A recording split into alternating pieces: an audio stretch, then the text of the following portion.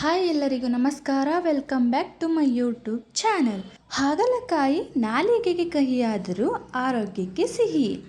ಆದ ಕಾರಣ ನಾನು ಇವತ್ತು ಹಾಗಲಕಾಯಿ ಪಲ್ಯನ ಕಹಿ ಇಲ್ದೇನೆ ಹೇಗೆ ಮಾಡೋದು ಅಂತ ಸ್ಟೆಪ್ ಬೈ ಸ್ಟೆಪ್ ನಿಮಗೆ ತಿಳಿಸ್ಕೊಡ್ತಾ ಇದ್ದೀನಿ. ಬನ್ನಿ ಹೇಗೆ ಮಾಡೋದು ಅಂತ ನೋಡೋಣ.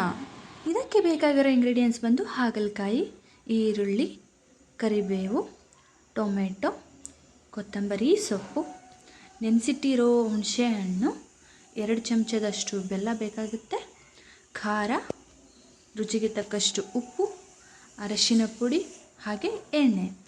ಇವಾಗ ಬನ್ನಿ ಹೇಗೆ ಮಾಡೋದು ಅಂತ ನೋಡ್ಕೊಳ್ಳೋಣ.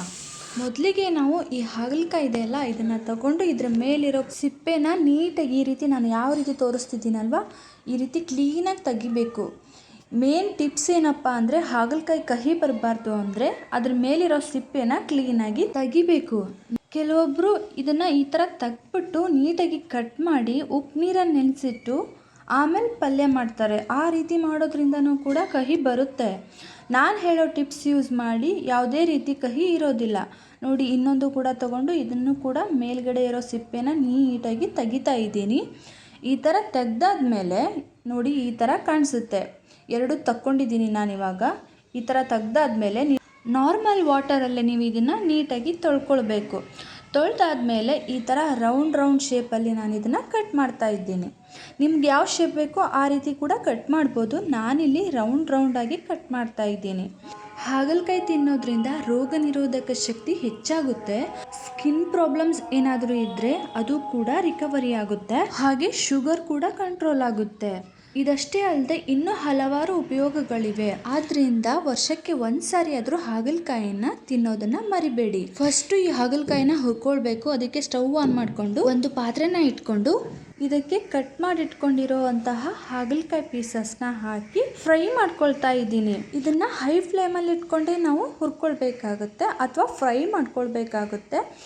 ಹಾಗಲಕಾಯಿ ಕಹಿ ಬರಬಾರ್ದು ಅಂದರೆ ಸೆಕೆಂಡ್ ಟಿಪ್ಸ್ ಏನಪ್ಪ ಅಂದರೆ ನೀಟಾಗಿ 2 ಕಡೆನೂ ಈ ಥರ ಟರ್ನ್ ಮಾಡಿ ಹುರ್ಕೊಳ್ಬೇಕು.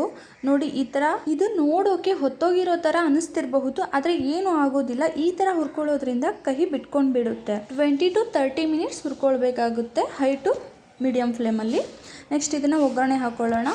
ಅದಕ್ಕೆ ನಾನು ಒಂದು ಸ್ಟವ್ ಆನ್ ಮಾಡಿಕೊಂಡು ಒಂದು ಪಾತ್ರೆನ ಇಟ್ಕೊಂಡು ಅದಕ್ಕೆ ಆಯಿಲನ್ನು ಹಾಕ್ಕೊಳ್ತಾ ಇದ್ದೀನಿ. ಒಂದು 2 ಸ್ಪೂನಷ್ಟು ಸಾಕಾಗುತ್ತೆ.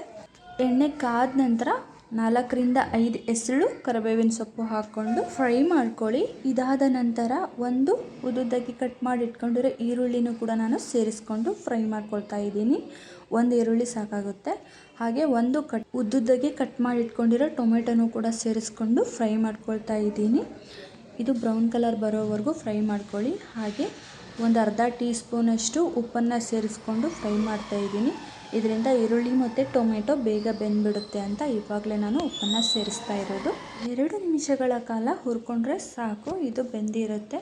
ನೆಕ್ಸ್ಟ್ ಇದಕ್ಕೆ ಅರ್ಧ ಟೀ ಸ್ಪೂನಷ್ಟು ಅರಶಿನ ಪುಡಿ, 3/4 ಟೀ ಸ್ಪೂನಷ್ಟು ಖಾರ ಕೂಡ ಹಾಕ್ಕೊಂಡು ಫ್ರೈ ಮಾಡ್ಕೊಳ್ತಾ ಇದ್ದೀನಿ.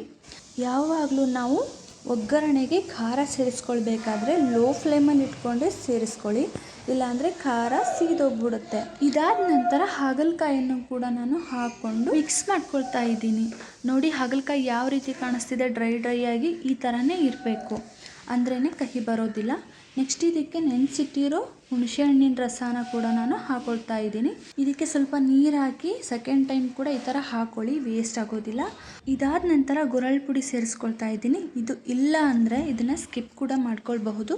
2 ಟೇಬಲ್ ಸ್ಪೂನಷ್ಟು ಬೆಲ್ಲನ ಸೇರಿಸ್ಕೊಂಡು ಇದನ್ನು ಕೂಡ ಮಿಕ್ಸ್ ಮಾಡ್ಕೊಳ್ಬೇಕಾಗುತ್ತೆ.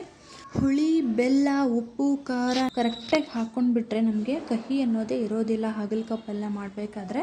ಇದೆಲ್ಲ ಹಾಕಿ ಆದಮೇಲೆ 2 ನಿಮಿಷಗಳ ಕಾಲ ಲೋ ಫ್ಲೇಮಲ್ಲಿ ಇಟ್ಕೊಂಡು ಈ ಥರ ಡ್ರೈ ಫ್ರೈ ಮಾಡ್ಕೊಳ್ಳಿ. ಯಾವುದೇ ನೀರನ್ನು ಸೇರಿಸ್ಬೇಡಿ. 1-2 ನಿಮಿಷ ಈ ಥರ ಫ್ರೈ ಮಾಡ್ಕೊಂಡಾದ ನಂತರ ಸ್ವಲ್ಪ ನೀರನ್ನು ಸೇರಿಸ್ಕೊಂಡು ಮತ್ತೆ ಬೇಯಿಸ್ಕೊಳ್ಬೇಕಾಗುತ್ತೆ. 1-2 ನಿಮಿಷ ಈ ನೀರು ಹೋಗೋವರೆಗೂ ಬೇಯಿಸ್ಕೊಂಡ್ರೆ ನಮಗೆ ಹಾಗಲಕಾಯಿ ಪಲ್ಯ ಸವಿಯಲು ಸಿದ್ಧವಾಗಿರುತ್ತೆ. ಇದನ್ನು ಜೋಳದ ರೊಟ್ಟಿ, ಚಪಾತಿ, ಪೂರಿ, ಪರಾಟ ಜೊತೆಗೂ ಕೂಡ ತಿನ್ನಬಹುದು.